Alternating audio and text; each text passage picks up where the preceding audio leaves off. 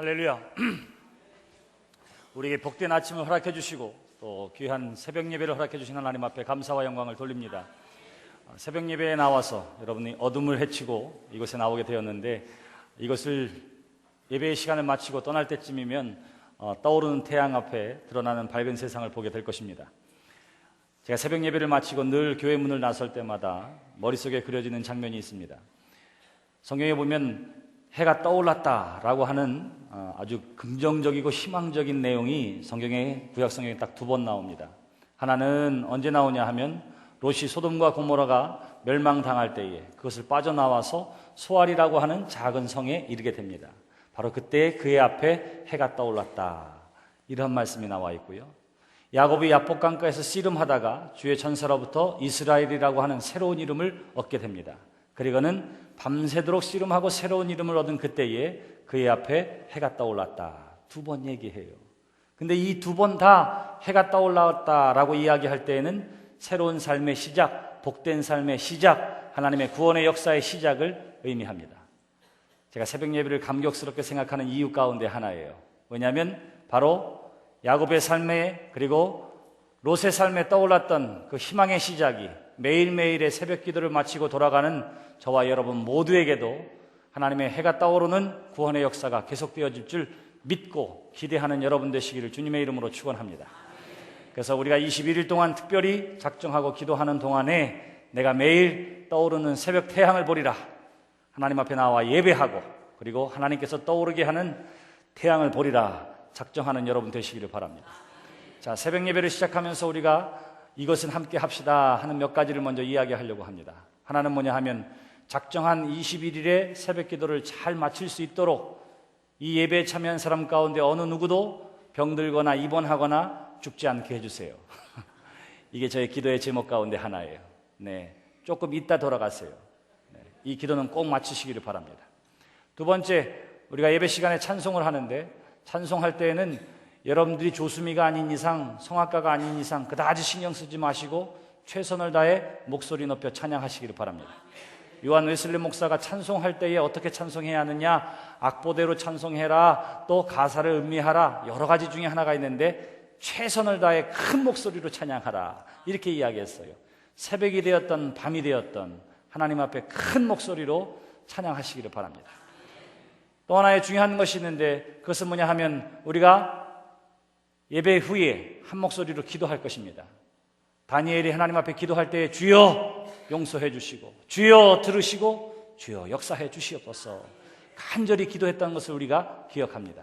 그래서 우리가 다 함께 주여 삼창하고 기도할 때에도 우리가 주여 3번을 부르지만 그 3번의 의미가 주님 나를 용서하시고 주님 나의 기도를 들어주시고 주님 내 기도 가운데 역사해 주시옵소서 하는 간절한 마음을 담아서 큰 목소리로 주여 삼창하고 함께 기도하게 되기를 바랍니다. 또 하나의 중요한 것, 여러분들이 할 수만 있다면 우리가 작정해서 기도하고 있습니다.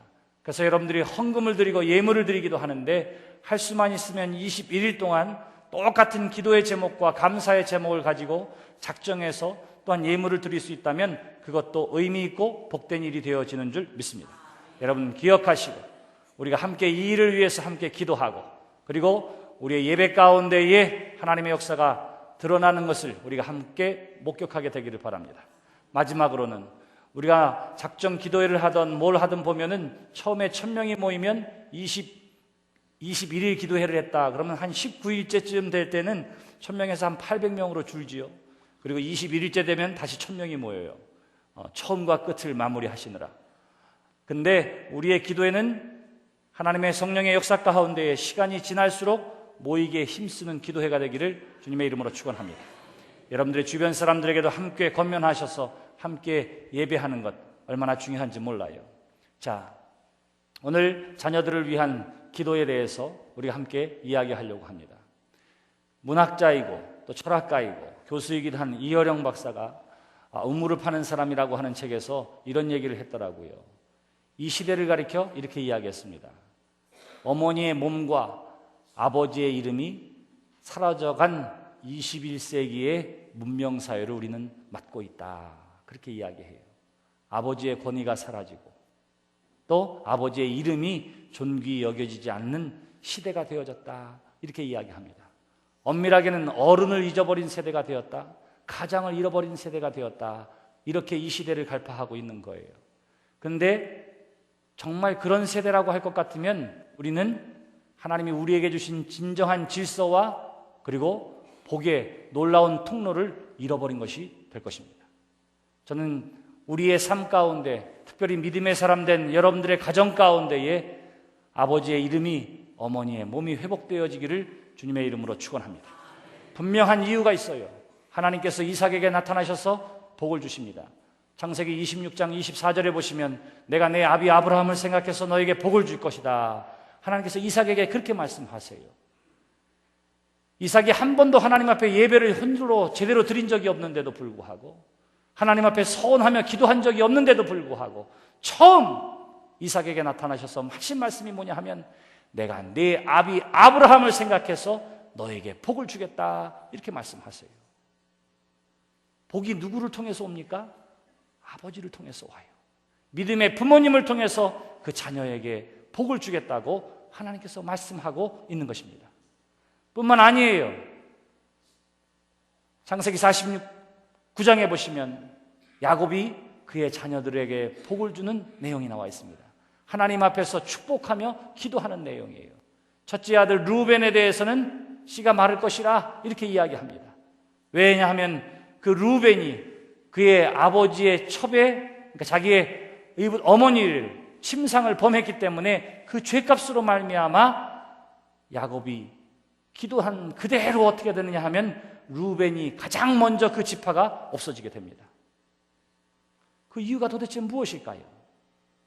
어떻게 아버지의 삶이 그리고 아버지의 축복의 입술대로 되어질까 하는 것입니다. 오늘 우리가 함께 읽은 본문 말씀에도 노아가 기도한 대로 셈과 함과 야벳의 운명이 바뀌어진 것처럼 보입니다. 도대체 그 이유가 뭘까요? 여러분, 창세기는 뭐라고 이야기하느냐 하면 이렇게 이야기해요. 하나님께서 주시는 말씀이 바로 그것입니다. 12지파라 이와 같이 그들의 아버지가 그들에게 말하고 그들에게 축복하였으니 곧 그들 각 사람의 분량대로 축복하였다. 그래요. 창세기 49장 28절에 나와 있는 내용입니다. 야곱이 12아들에게 다 축복하며 기도했는데 그냥 기도되어진 것이 아니라 그 자녀들의 믿음의 분량대로, 그 삶의 분량대로 이렇게 이야기하는 거예요. 다시 말하면 부모가 축복하며 기도하긴 했지만 그러나 더 중요한 것은 그 자녀들의 분량대로였더라. 성경은 그렇게 이야기하고 있는 것입니다. 그러니까 분명해요. 여러분들은 다 아브라함과 같은 믿음의 사람들이 되시기를 주님의 이름으로 축원합니다. 믿음의 부모님들이 되세요. 자녀된 여러분들에게 이야기합니다. 우리 부모가 나를 위해 기도해 주지 않았기 때문에 내가 이 모양이구나, 이렇게 생각하는 것은 착각이에요. 왜? 그 사람의 분량대로 하나님께서 복을 주시기 때문입니다. 그러나 믿음의 사람에게는 중요한 것이 있는데 그것이 뭐냐면 그 믿음의 복이 그 아버지로부터 자녀들과 그 후손들에게 연결되고 이어지는 것을 성경이 이야기하고 있기 때문에 그래요. 오늘 우리가 함께 읽은 노아의 이야기는 이 시대를 사는 부모들에게, 자녀들에게 중요한 의미를 전해주고 있습니다. 첫째는 모든 부모는 다 완벽할 수 없다 하는 거예요. 완벽할 수 없다. 노아는 의인이요 당대의 의인이요 완전한 자라, 이렇게 일컬음을 받았던 사람입니다. 하나님의 말씀 앞에서 열심으로 순종하고 그리고 마지막 때에 구원받았던 사람이에요. 그럼에도 불구하고 오늘 본문 말씀에 보시면 홍수가 끝나고 무태 내려 첫 포도 농사를 지은 후에 그 포도의 과실을 가지고 저장고에 넣었다가 마셨는데 그것이 발효돼서 술에 취하게 되고 날씨가 덥고 몸이 뜨거우니까 벗고 누웠더라. 성경은 그렇게 이야기해요. 성경이 얘기하려고 하는 것은 봐라, 노아가 어떤 잘못을 저질렀는가, 술이 얼마나 해로운가. 성경이 이야기하려고 하는 것은 그게 아니에요. 첫째는 누구나 다 실수할 수 있다 하는 것입니다.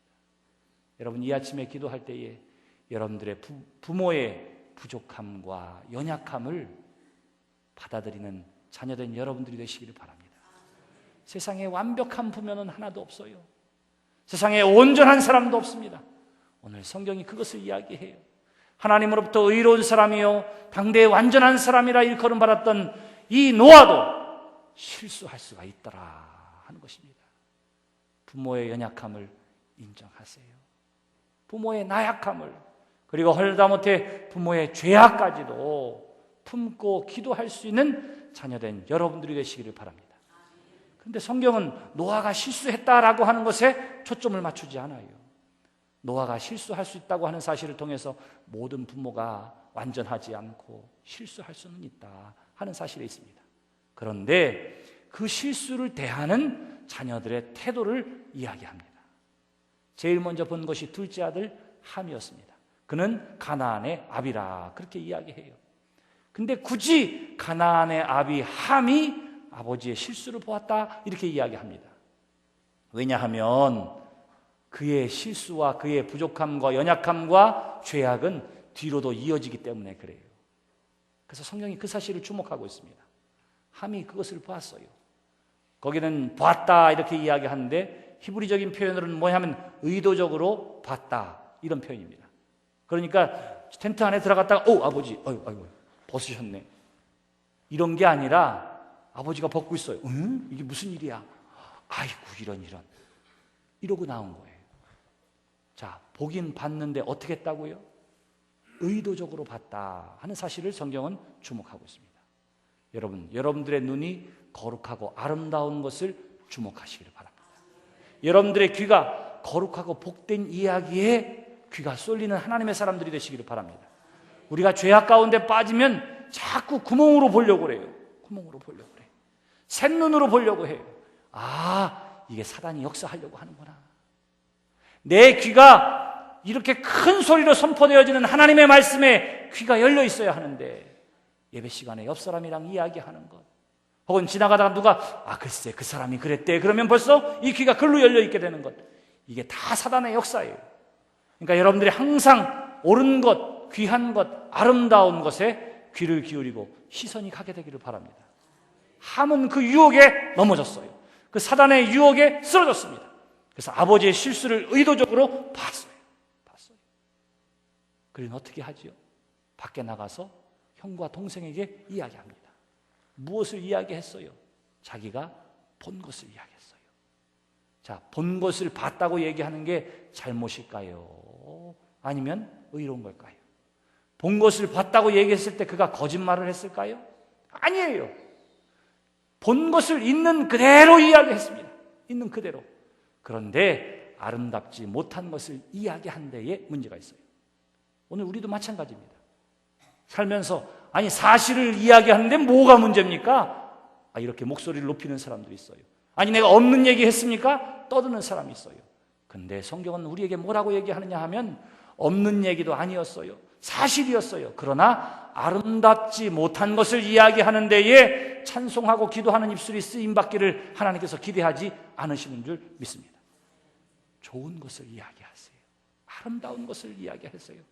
그 사람 100가지 다 좋은데 그 한 가지가 문제야 이러지 말고, 100가지 다 안 좋고 부족하지만 그래도 사람 하나는 착하잖아. 좋은 한 가지를 말할 수 있게 되기를 바랍니다. 근데 함은 그렇게 하지를 않아요. 그리고는 아버지의 치부를 드러냅니다. 그리고 이 소식을 들은 샘과 야벳이 어떻게 하지요? 겉옷을 벗어서 뒷걸음질쳐 들어갔다 그래요. 의도적으로 아버지의 부끄러움을 보지 않았다. 성경은 그렇게 이야기합니다. 볼 수 있었음에도 불구하고, 봐도 됨에도 불구하고 의도적으로 보려고 하지 않았어요. 그래서 어떻게 했다고요? 뒷걸음질쳐 들어가는 거예요. 뒷걸음질쳐. 여러분, 이것이 하나님의 사람의 태도입니다. 믿음의 태도예요. 한번 들춰내볼까? 한번 끝장을 봐볼까? 아니에요.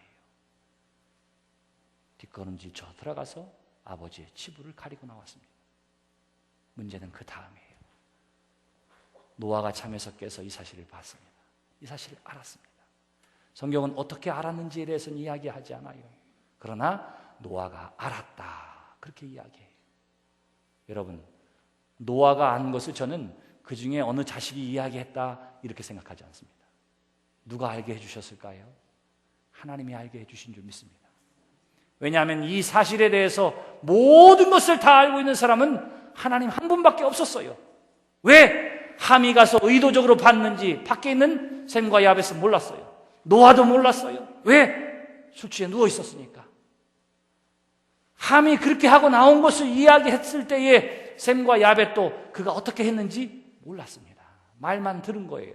근데 성경은 하늘에서 내려다본 것처럼 아브라함이 노아가 잠든 것부터 시작해서 셈과 함과 야벳이 한 모든 일들이 하늘에서 본 것처럼 상세하게 기록되어 있고, 명확한 판단 아래서 노아가 기도하며 축복한 것을 통해서 이것은 하나님께서 알게 하신 일인 줄 믿습니다. 그러니까 이야기해요. 뭐라고 이야기하지요? 함에 대해서 이야기합니다. 가나안의 아비 함은 그의 형제를 섬기게 될 것이라, 그렇게 이야기해요. 실제로 함의 후손은 가나안 족속이 되어지고, 가나안 족속은 후에 그 땅을 이스라엘, 셈의 후손인 이스라엘 후손들에게 빼앗기게 되고, 일부 이스라엘을 섬기는 자리로, 삶으로 변하게 되는 것입니다. 그리고는 셈은 하나님이 세우신 말씀 그대로의 이스라엘의 온전한 순수한 족보를 이어가면서 하나님의 백성의 삶을 살게 되지요.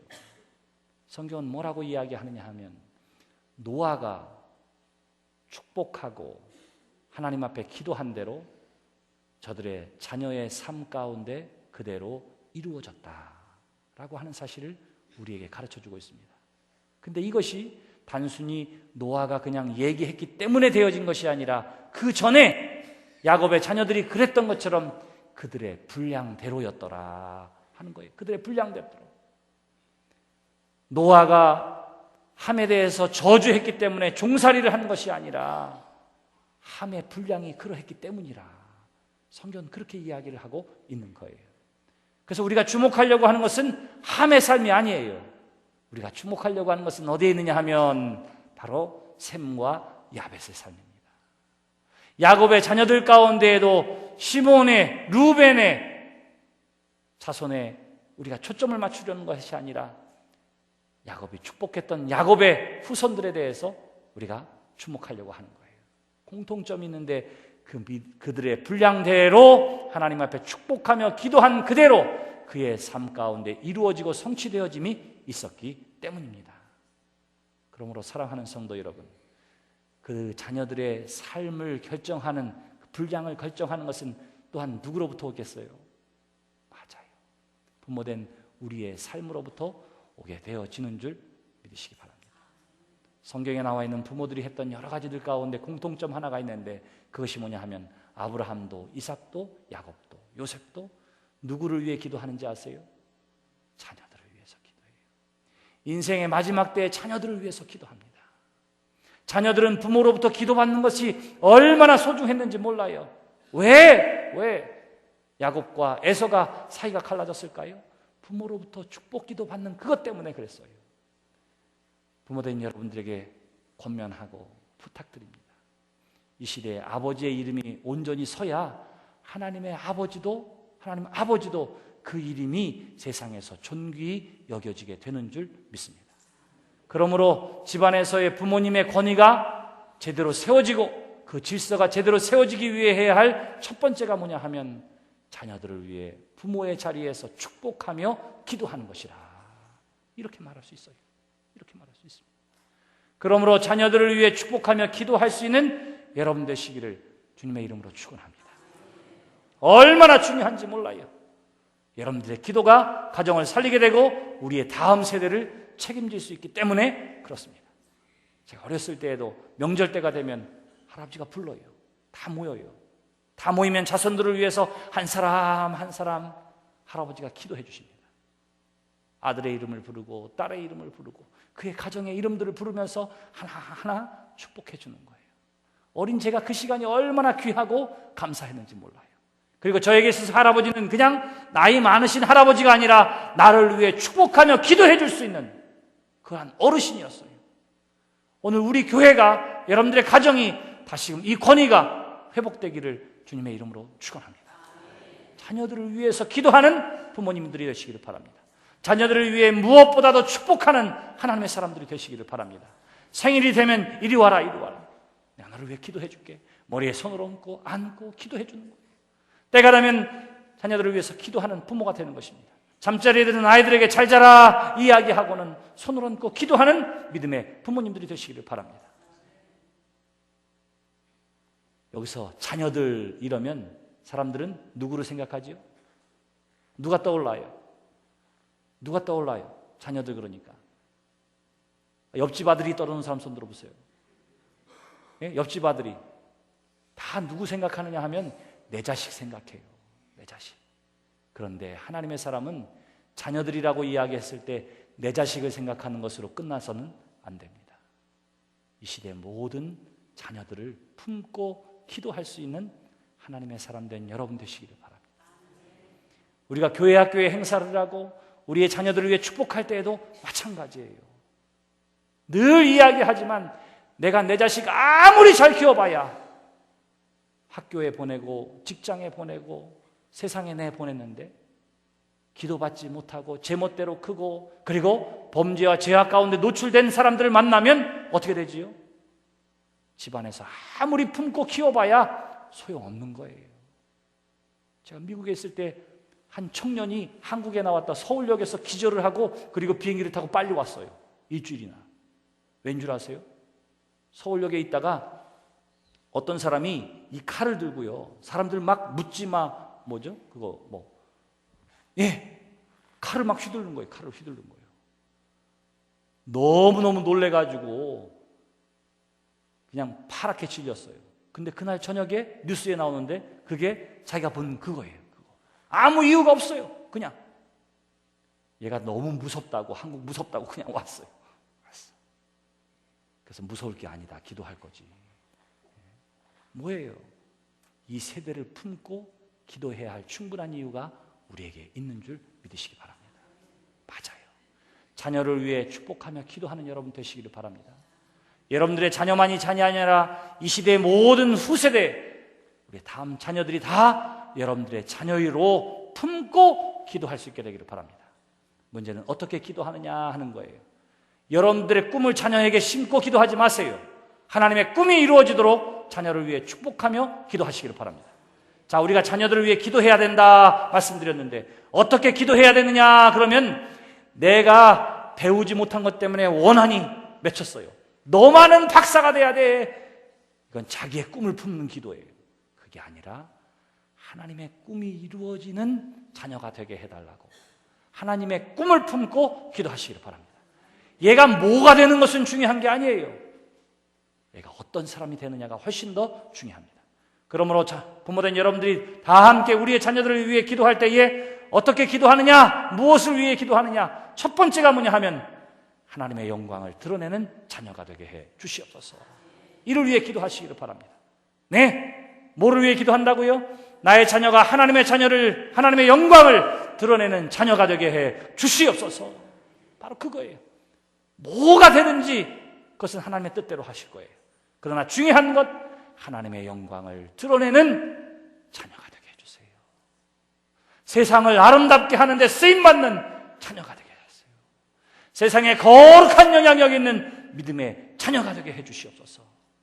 이것이 부모된 우리가 함께 품고 기도해야 할 간절한 기도의 제목이 되어지는 줄 믿습니다.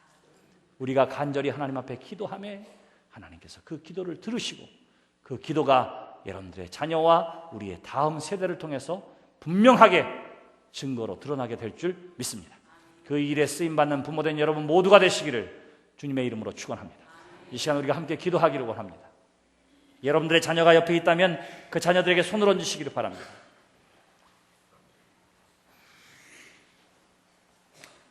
전능하신 아버지 하나님,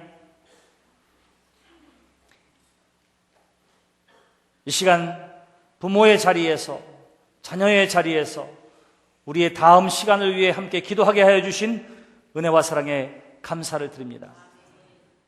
먼저 우리 모두로 하여금 자녀들을 위해 축복하며 기도할 수 있는 부모의 영권이 회복되어진 가정이 되게 하시고 교회가 되게 하시고 이 시대가 되게 하여 주시옵소서.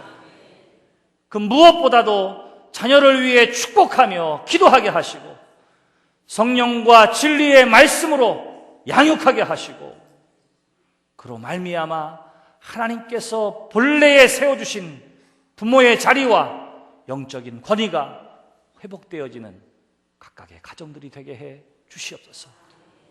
내가 내 아비 아브라함을 생각해서 너에게 복을 주겠다고 하나님께서 그 자식 이삭에게 말씀하셨던 것처럼 부모된 모든 성도들로 하여금 저들의 믿음 때문에 저들의 자녀들이 복을 받는 믿음의 부모들이 되게 하여 주시옵소서. 아버지 하나님, 우리가 자녀들을 위해 간절한 마음으로 축복하며 기도하지 못했던 우리의 죄를 용서해 주시옵소서. 부모의 자리에서 스스로 그 영적인 권위를 포기하거나 잃어버렸던 우리의 연약함을 깨닫게 하여 주시옵소서. 이제 우리가 진실로 회개하고 다시금 하나님 앞에 섰사오니 자녀들을 위해 품고 기도하는 하나님의 사람들, 믿음의 부모님들 되게 하여 주시옵소서. 우리의 자녀들을 통해 하나님의 영광을 드러내게 도와 주시옵소서. 우리의 자녀들이 세상에서 거룩한 영향력 있는 하나님의 사람들로 세상을 구원하고 세상을 아름답게 만드는 데 쓰임받는 우리의 자녀들 또한 되게 하여 주시옵소서. 우리에게 귀한 작정 새벽기도를 허락해 주신 은혜를 감사합니다. 이 예배를 작정하고 하나님 앞에 나오는 사람들마다 어느 누구도 세상에서 악한 일과 질병과 사고 가운데 넘어지지 않게 하여 주시옵시고 끝까지 마음을 합하여 작정하여 기도함 속에서 하나님의 역사를, 하나님의 은혜와 능력을 경험하는 우리 모두가 되게 하여 주시옵소서. 이 시간 주 앞에 나와 예배하며 하나님 앞에 귀한 감사와 소망의 마음을 담아서 귀한 예물을 드리는 손길들을 기억하시고 또한 예배를 통해서 몸과 마음과 시간을 드리오니 드려지는 손길들마다 위에 하늘의 신령한 은혜와 은총을 허락해 주셔서 하나님의 영광이 더욱더 드러나는 데 쓰임받는 믿음의 사람들 되게 하여 주시옵소서. 이제는 우리 주 예수 그리스도의 크신 은혜와 하나님 아버지의 사랑하심과 성령님의 역사해 주시며 다니엘 세일의 새벽기도 첫 번째 날에 부름받은 당신의 사랑하는 모든 성도들 위해 손을 얹고 기도하는 모든 자녀들 머리 위에 그리고 저들의 삶 가운데 지금으로부터 영원토록 함께하여 주시기를 간절히 축원하옵나이다.